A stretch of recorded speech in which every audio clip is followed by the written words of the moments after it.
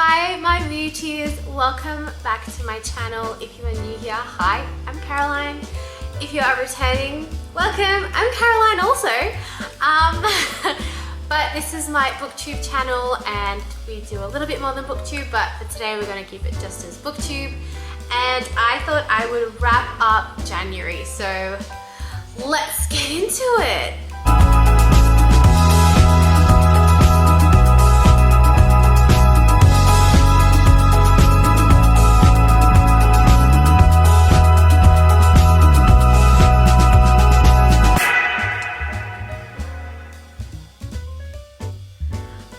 So January finished. Can you believe it?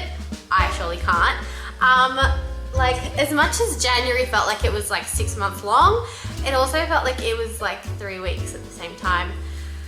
And it's just so sad because with the end of January, you know that's the end of the festive season and life gets back to normal and it just sucks so much. But anyway, so this month was actually a pretty big reading month for me. Relative speaking to December, which I read 3 books. So January was pretty good. I read 8 books. 7, not 8, sorry, 7. I can't even count my books. That is hilarious. But so yeah, 7 books. Let's dive into what I read. Unfortunately this month I did have quite a few did not finishes. That was basically because I have quite a few books on my, I guess, TBR pile, but it's not really a TBR pile, it's more like books I have lying around that I need to read that I bought. So they're called my TBR pile. It's my materialized TBR pile. Yeah, I have quite a few of those that, you know, I got from things like book boxes or like book clubs, and unfortunately they're just not my cup of tea, not my taste, or, you know, yeah, and when I say like not my cup of tea or not my taste, they just don't really have plot lines that really excite me. I get totally, like as a book blogger, you need to kind of have that, I guess, transparency and read lots of different genres and lots of different things, but I also think at the same time reading is still a pleasure, and if you're reading something that you're not enjoying, then you shouldn't be reading it. So I had 2 DNFs this month, which is quite a lot considering I only had 2 for the whole year last year. But I'll explain to you why they were DNFs, and so hopefully, yeah, we can kind of see. But anyway, first off this month, I read The Lost Book of the White by Cassandra Clare. This is the 2nd book in the Elder's Curse series. This is YA fantasy. I loved this book, like loved it. The first book in the series was the Red Scroll of Magic, and I didn't like that at all.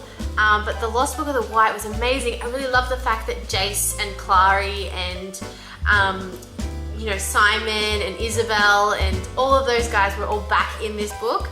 I think for me, with a book that's going to have Simon and Alec in it, Magnus and Alec in it, you need to have that kind of original group, because Magnus and Alec kind of found their relationship within the first series. So if you have more books talking about Magnus and Alex, kind of makes Magnus and Alec, not Alex. If you have more books talking about Magnus and Alec and their relationship, you kind of need to have those other guys in it. But that was why I really loved this, because it had that kind of dynamic between the original group and it was just fantastic. So that was my first read of the month. And then I decided I would try this book again. It's called The Bee and the Orange Tree.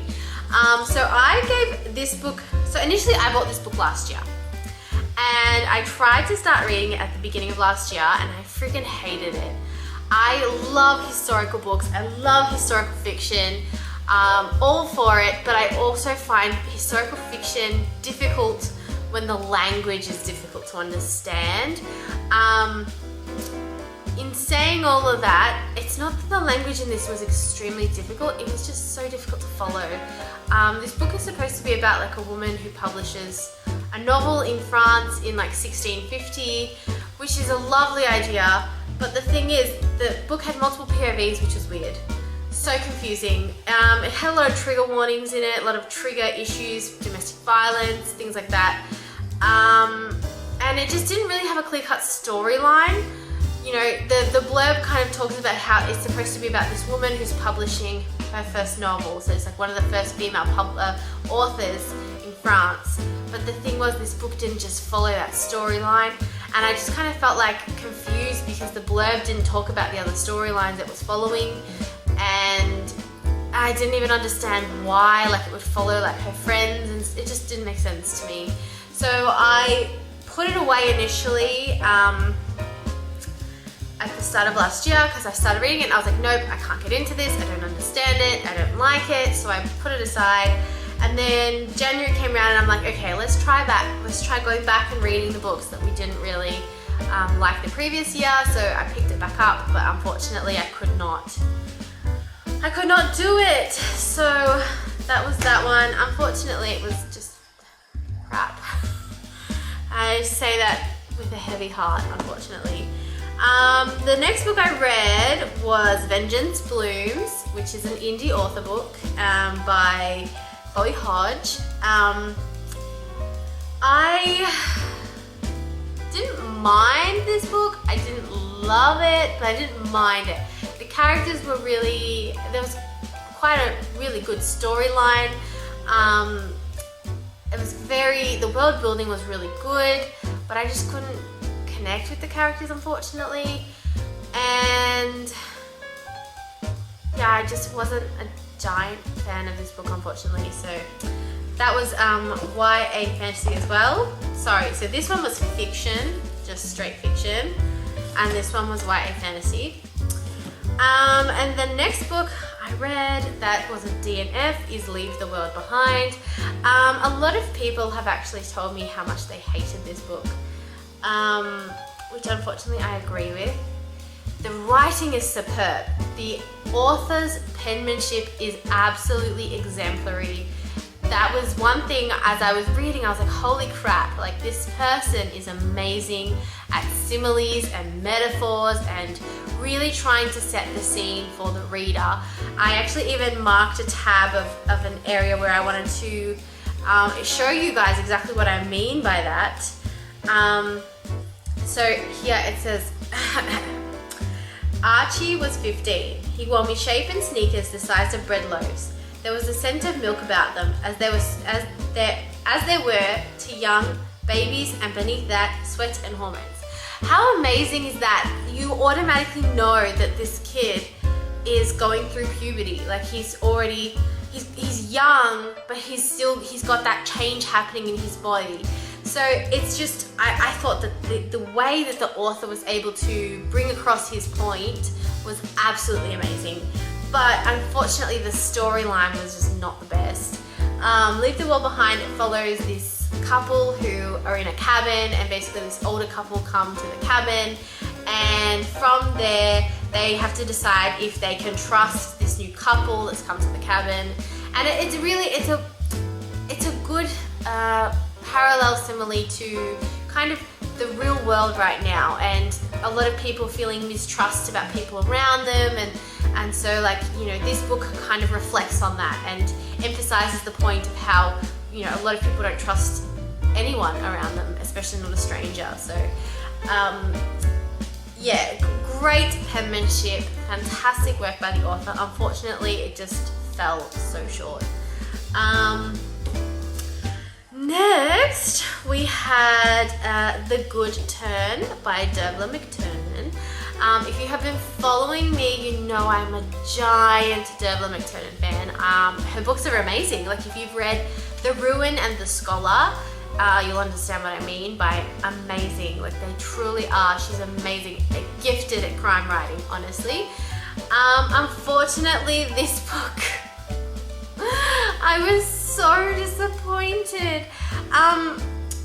For one, okay, her books are called the Cormac Riley series. All of The Ruin, The Scholar, they're all the books in the Cormac Riley series. He's a detective, so they all follow him, his life, his cases. This book here starts off with Peter Fisher, and Peter Fisher is Cormac's 2IC, or someone who works under Cormac, because Cormac's a detective, a sergeant detective, and this guy was just a detective. And he was like, you know, he's a junior in the role basically. So I was a bit confused as to why this book's following Peter Fisher, but then Cormac is still like in the background. But because like there's a lot of police corruption, so Cormac kind of loses his job because of the police corruption, and so then it just kind of follows Peter Fisher. And I didn't agree with that, unfortunately, because it's called the Cormac Riley series, not the Detective Garda series, you know? So I really, really disliked this book, unfortunately. I give it 2 stars. And it's so sad, because I really loved her other 2 books, but that's how it came. So yeah, I'm excited for her next book coming out this year. I'm hoping it follows exactly on Cormac and not kind of everyone else, but we'll have to see about that. The next book I read was called A Conspiracy of Bones by Kathy Reichs. So this book I've had for quite a while. This book came out last year. If you are a Kathy Reichs fan, you probably would know, follow along. But yeah, so basically, it's a Temperance Brennan novel. So if I had to collect my thoughts for a second there. If you are someone who watches Bones or used to watch Bones on TV, these books are what gave the TV show its storyline. So yeah, that's where it's kind of like the OG book to movie adaptation. But basically, yeah, it's a Temperance Brennan novel, and there's a man that washes up with no identifying characters, no face, no hands, you know, they just, no teeth, they can't,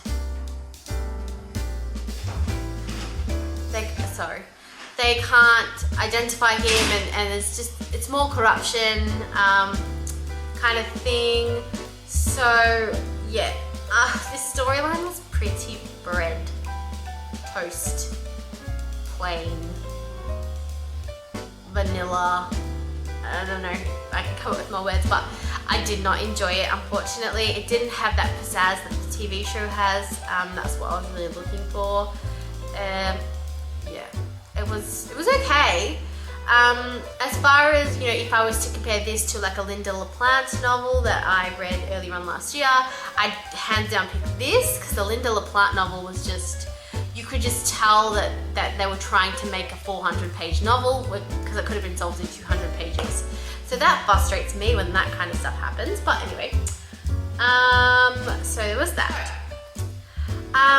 Those were the books that I read. I also read an ebook this month, which was called Trading Secrets. I was fortunate enough to actually get an advanced, not an advanced reading copy, a book from a company to review. That is what I was looking for, the words. Dear God, what is wrong with me? So,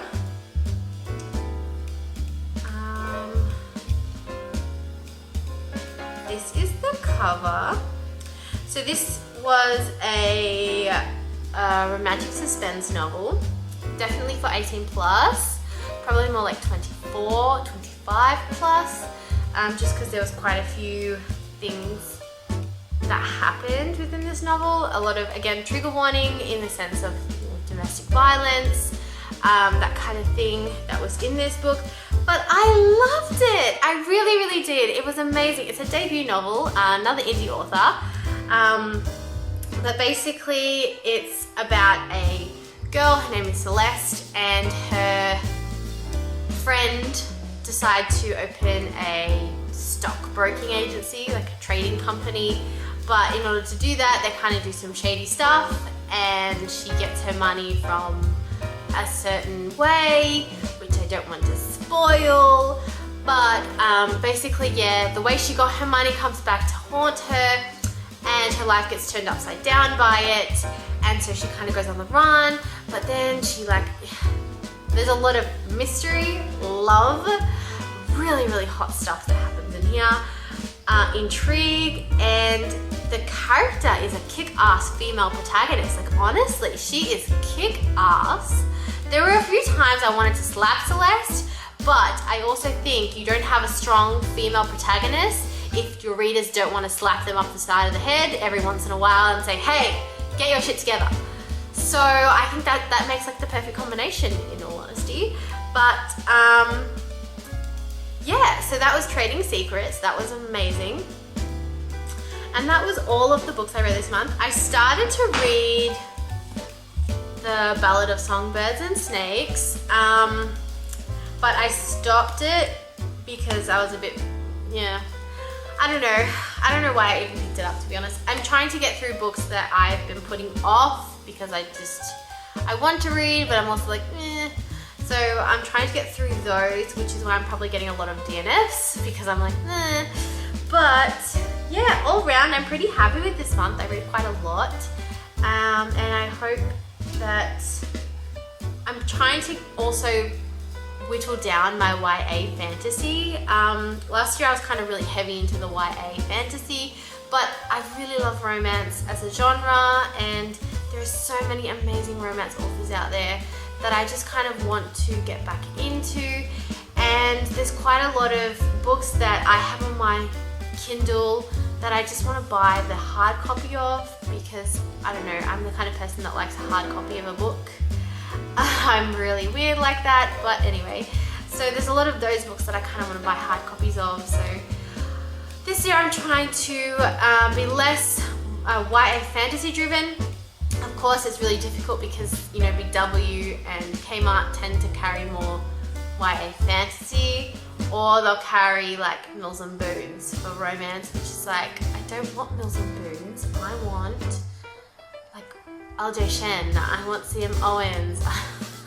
I want those authors that write, you know, independent romance books. Ali Kennedy, yeah.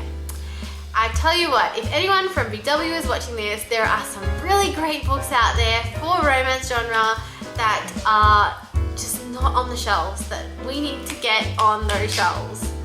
But anyway, that is my January wrapped up. I hope you guys have all had a great January. If you haven't done so already, don't forget to subscribe to my channel, see more of me talking about more books and some other things, and I'll see you all next time.